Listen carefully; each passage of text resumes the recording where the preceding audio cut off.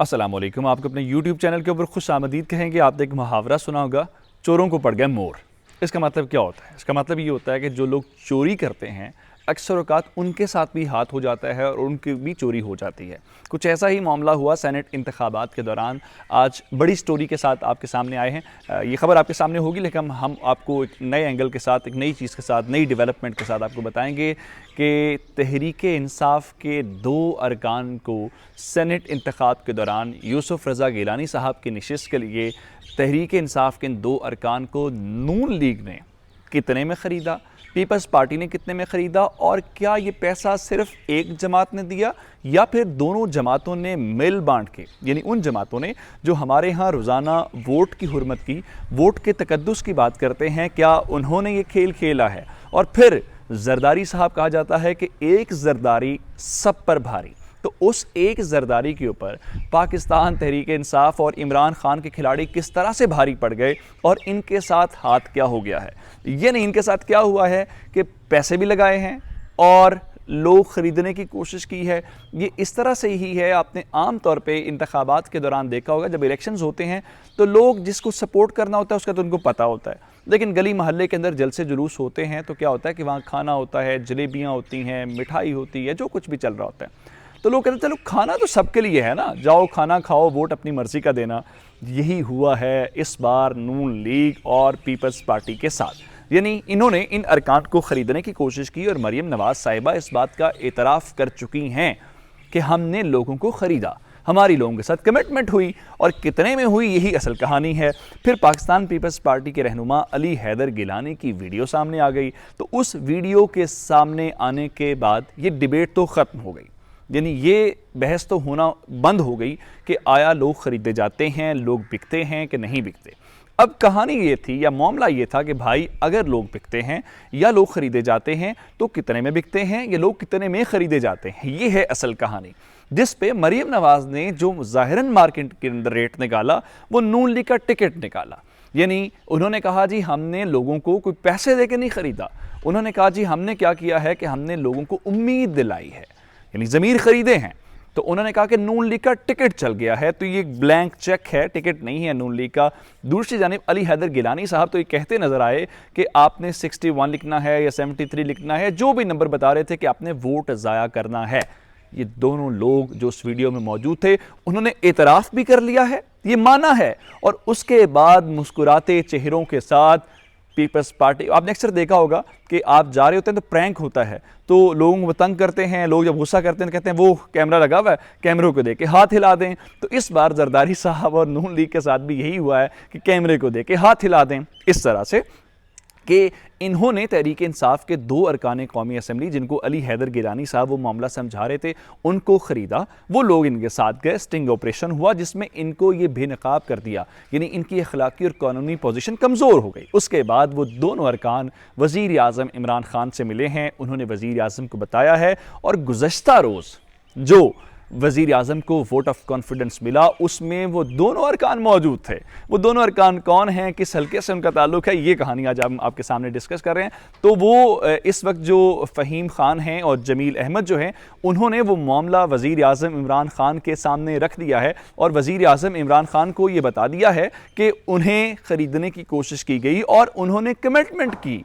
यानी ये कमिटमेंट ऐसे ही है जैसे मुझे कोई रिश्वत देने की कोशिश करे तो मैं उसको डन कर दूं, लेकिन कानून नाफिज करने वाले इदारों को बताने के लिए उसको भी लूप में रखूं। तो उन्होंने इनके साथ डबल गेम कर दी। डबल गेम ये रखी कि इनको कहा कि हम बिल्कुल आपके साथ हैं, आप हमें पैसे दें। तो शरीफ ख़ानदान, आपको लगता है कि इसमें सिर्फ जरदारी साहब ने पैसे निकाले होंगे या अली हैदर गिलानी साहब ने पैसे निकाले होंगे? आपको मालूम है कि इमरान खान की हुकूमत के ख़िलाफ़ कुछ ऐसे हमारे दोस्त ममालिक इन्वॉल्व हैं, जिसका इमरान खान ने ख़ुद भी ऐलान किया कि इस PDM की तहरीक को हमारे कुछ दोस्त ममालिक सपोर्ट कर रहे हैं। हमें मालूम है कि कौन से वो खलीजी ममालिक हैं, हम नाम उसका नहीं ले रहे, लेकिन इतना आपको हिंट ज़रूर दे रहे हैं, आपको बता रहे हैं कि हमारे वो खलीजी दोस्त हैं जहाँ पे हमारे बहुत सारे पाकिस्तानी बाहर बैठ के काम करते हैं। जिस तरह का उनके साथ बिहेवियर होता है, हमारे उन पाकिस्तानियों के साथ जो सलूक किया जाता है, हमें उसके ऊपर एहतजाज करना चाहिए और अपने इन बैरून मुल्क मुकीम पाकिस्तानियों के साथ यकजहती का इजहार करना चाहिए। तो ऐसे में अब उन ममालिक का वो पैसा मार्केट में आना शुरू हो गया है।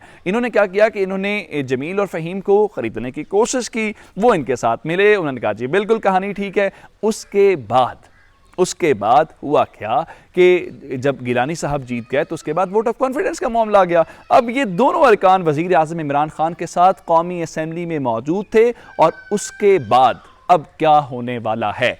वोट दे दिया इमरान खान को। इमरान खान अगले 6 महीने उनको कोई मसला ही नहीं है, ना वोट ऑफ कॉन्फिडेंस की कोई तहरीक आ सकती है, हुकूमत उनकी स्टेबल हो गई है। अब होने क्या वाला है, आपको मालूम है कि जब पाकिस्तान तहरीक इंसाफ ने 20 लोगों को निकाला था वीडियो स्कैंडल की बुनियाद के ऊपर, अब एक और मामला है। इलेक्शन कमीशन ऑफ पाकिस्तान का एक नया इम्तिहान सामने आ गया है। चूंकि इमरान खान ने कहा कि इन्होंने सहूलतकार का किरदार अदा किया गिलानी साहब की जीत के लिए, अब तहरीक इंसाफ ने एक और स्टेप आगे बढ़ के न सिर्फ वो वीडियो सामने लेके आए, उस वीडियो के बाद वो लोग भी सामने आ गए हैं। तो अब इलेक्शन कमीशन ऑफ पाकिस्तान की ये जिम्मेदारी है कि क्या वो इस वीडियो स्कैंडल, जिसके मुतालिक अब तहरीक इंसाफ ने एक बाकायदा पिटीशन भी फाइल कर दी है कि यूसुफ रजा गिलानी का नतीजा रोक लिया जाए, तो क्या ऐसे में अब election commission of Pakistan Ali Haider Gilani को और अली हैदर गिलानी के अलावा उस वीडियो में मौजूद उन 2 लोगों को, जिसमें फ़हीम खान और जमील अहमद की बात कर रहे हैं, उसके अलावा 2 और अरकान का भी वो कह रहे हैं कि हम 4 अरकान तो पक्के हैं, इन 2 किरदारों को जो सामने आ गए हैं और अली हैदर गिलानी, क्या इन 3 किरदारों को इलेक्शन कमीशन अपने पास बुला रहा है और अपने पास बुलाने के बाद क्या इस सिलसिले में उनसे जवाब तलबी करेगा? और अगर ये करप्ट प्रैक्टिस जो कि साहिरन साबित हो चुकी है, इसके ऊपर तो कोई सवाल ही नहीं है, और इसको लेके यूसुफ रजा गिलानी का जो इंतखाब है, क्या उसको कल अदम करार दिया जाएगा? क्या इलेक्शन कमीशन इतना आज़ाद बा इख्तियार खुद मुख्तार है तो इसका अमली सबूत देगा, या फिर हमें वही सूरत हाल नजर आएगी कि किसी हलके में जहां पे अपोजिशन जीत जाए और आपके घर के सामने एहतजाज करें तो दबाव में आ जाते हैं, लेकिन जब मुखालिफ जमात तहरीक इंसाफ को नुकसान पहुंचे तो आप अपना बैलेंस करने के लिए, ये साबित करने के लिए कि आप खुद मुख्तार हैं, आप कुछ ना करें, तो तहरीक इंसाफ ने एक और काम कर दिया है इन दोनों अरकान को सामने लाके। और इन अरकान की दलेरी का और इन अरकान की बहादुरी की भी तारीफ होनी चाहिए कि इन्होंने उसको बेनकाब किया, दूसरे एंड के ऊपर उनका साथ नहीं दिया और वज़ीर आज़म इमरान खान को वोट ऑफ कॉन्फिडेंस के जरिए उनकी हुकूमत को स्टेबल कर दिया है। तो अब इन इदारों के ऊपर भी प्रेशर बढ़ गया है और मरियम नवाज साहिबा भी एक्सपोज हो गई हैं, जो कहती थी कि टिकट चला है, यानी टिकट नहीं ब्लैंक चेक है। और बिलावल भुट्टो जरदारी जो आइन, कानून, जमहूरियत और जमहूरियत एक बेहतरीन इंतकाम, सारी बातें बड़ी खूबसूरत हैं, लेकिन अमली तौर पे क्या अली हैदर गिलानी को पाकिस्तान पीपल्स पार्टी ने कोई शो कॉज जारी किया है?